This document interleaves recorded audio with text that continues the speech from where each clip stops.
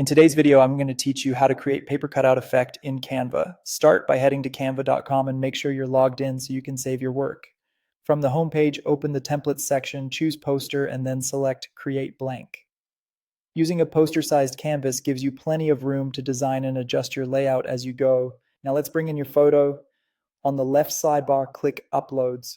If you've already uploaded the image you want, just click it and it will drop onto your canvas.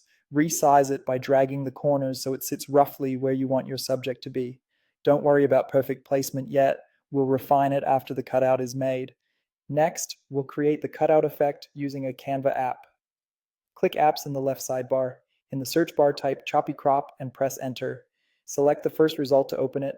Choose your photo, then click Start Cropping. You'll now draw an outline around your subject by clicking point by point. For a handmade paper cut look, keep your clicks slightly irregular and a bit angular.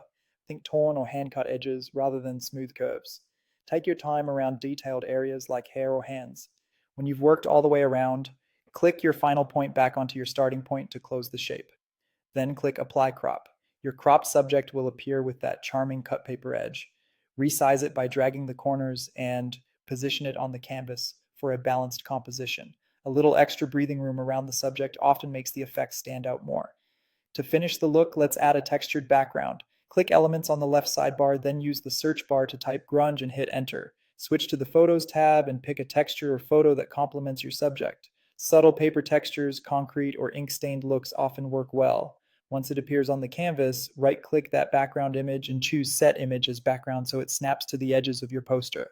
At this point, you should see your subject sitting cleanly on a textured backdrop with a handmade, cut-out feel.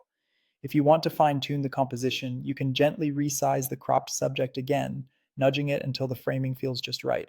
That's the complete process for creating a paper cutout effect in Canva using Choppy Crop and a grunge background.